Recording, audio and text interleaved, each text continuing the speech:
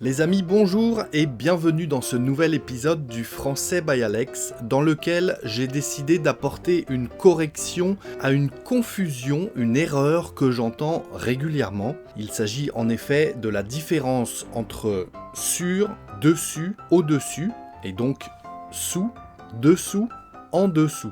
C'est pas toujours très clair et honnêtement je peux vous comprendre parce qu'il s'agit de notions d'espace, de différents niveaux dans l'espace à cerner pour pouvoir comprendre quand utiliser sur ou bien dessus ou bien au-dessus, etc. Je vais donc vous expliquer les règles, je vais vous donner quelques exemples à chaque fois. Concentrez-vous bien, un papier, un crayon, un petit peu de concentration. Les transcriptions sont disponibles sur le lien en description et si vous souhaitez activer les sous-titres, j'ai traduit cette leçon en 12 langues différentes, vous devriez trouver la vôtre. N'hésitez pas. Alors, les termes sur, dessus et au-dessus sont tous utilisés pour indiquer des positions dans l'espace. Mais ils ont des nuances spécifiques en français. Voici les différences entre ces termes. Le premier, sur. Sur indique que quelque chose est en contact direct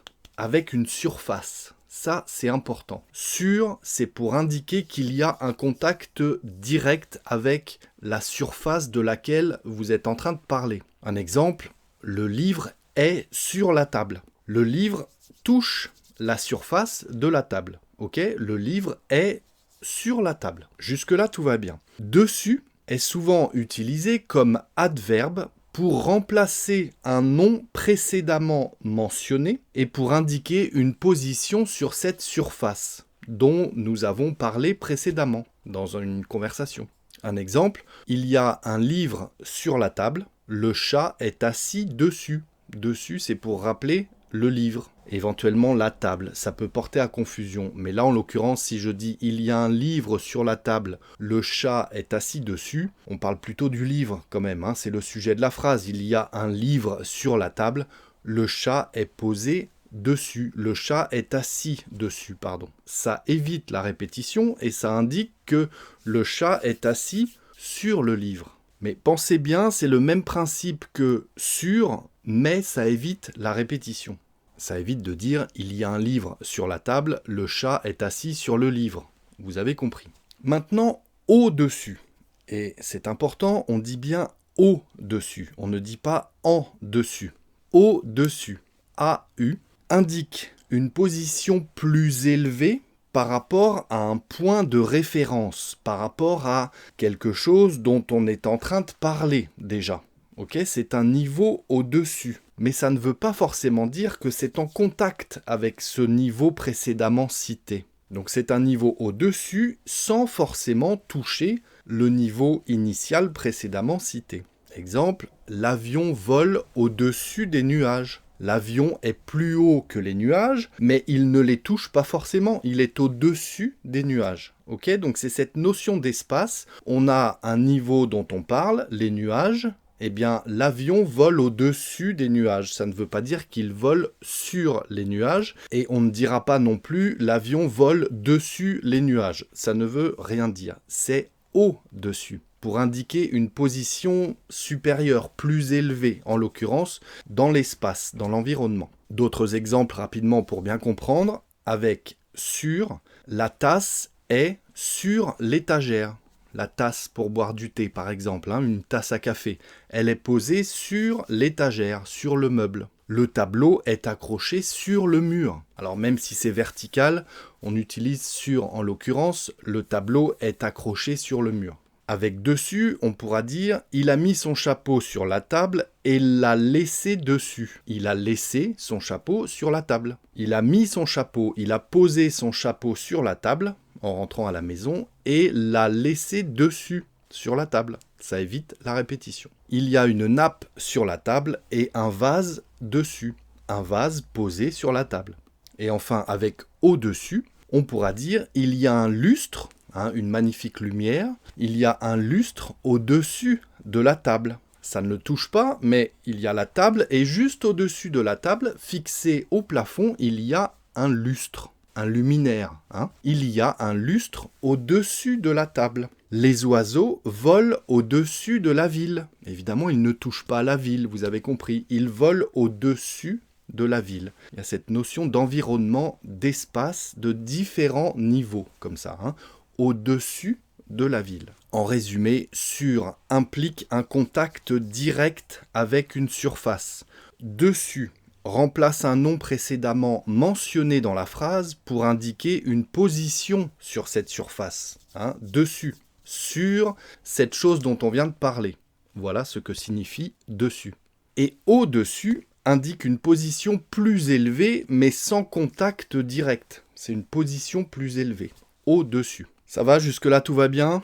Un petit like si cette leçon vous plaît pour l'instant. Pensez à vous abonner si ce n'est pas déjà fait. Et je poursuis. Avec sous, dessous ou en dessous, eh bien c'est quasiment la même chose. C'est presque exactement la même chose. Presque exactement, c'est un contresens, mais vous avez compris. En effet, la règle est quasiment la même, mais avec sous, il n'y aura pas forcément de contact direct. Si je dis sous la table, eh bien évidemment, quand on est en dessous, on ne va pas forcément toucher la table. C'est juste la petite nuance avec sur. Quand on est sur, eh bien, la gravité fait que, en étant sur quelque chose, on va le toucher. Mais quand on est sous quelque chose, eh bien, on ne va pas forcément le toucher, mais en tout cas, on est vraiment à proximité.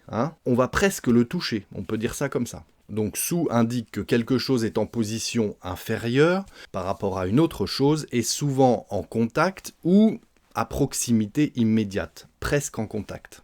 Dessous, c'est exactement la même règle que dessus. Ça signifie sous quelque chose, mais c'est pour éviter la répétition dans la phrase. Et en dessous, c'est le petit piège, on dit au-dessus, A-U, mais on dit en dessous, E-N. Attention, j'entends souvent cette erreur. Encore une fois, en dessous, il n'y a pas forcément de contact direct, c'est un niveau en dessous. Quelques exemples pour valider tout ça. La valise est sous le lit, d'accord ? Pas forcément en contact, mais sous le lit, à proximité directe. Il y a un garage sous la maison, ça, d'accord ? Concernant dessous, on va pouvoir dire, il a caché les clés sous le pot de fleurs dans le jardin. Regarde dessous le pot de fleurs. Il a caché les clés sous le pot de fleurs dans le jardin, tu peux regarder dessous. Dessous le pot de fleurs, sous le pot de fleurs. C'est pour éviter la répétition. Le chat dort sur le canapé, le chien est en dessous. Il est allongé sous le canapé. Donc pour éviter la répétition, on va dire dessous. Le chat dort sur le canapé, le chien est dessous, sous le canapé. Et pour finir avec en dessous, la température est en dessous de 0, il fait très froid. Température négative, ce sont des températures en dessous de 0 ou au-dessus de 0 quand elles sont positives. Et on va aussi pouvoir dire mon voisin habite juste en dessous de chez moi, ou juste au-dessus de chez moi, mais là en l'occurrence, il habite juste en dessous de chez moi. Voilà, donc résumé, même principe. Sous indique une position inférieure avec proximité directe ou contact, selon les exemples. Dessous remplace un nom précédemment mentionné pour indiquer une position en dessous de cette chose. Et en dessous, donc, indique une position inférieure sans contact direct. C'est un niveau inférieur sans forcément se toucher, selon les exemples. Voilà les amis, j'espère avoir éclairci cette notion d'espace parce que c'est en effet une erreur que j'entends très souvent. Je répète, si cette leçon vous a plu, les petits pouces sont les bienvenus. Si vous voulez obtenir les transcriptions, si vous voulez vous abonner à ma page Patreon pour recevoir des livres ou des cartes postales chaque mois dans votre boîte aux lettres de ma part, si vous souhaitez venir discuter avec moi sur Zoom ou sur Skype pour pratiquer votre français, eh bien tous ces liens sont en description de cette vidéo. Pensez à vous abonner, pensez aux petits pouces, et puis si vous en voulez encore, je vous invite à me suivre dans cette leçon. À très bientôt les amis, ciao.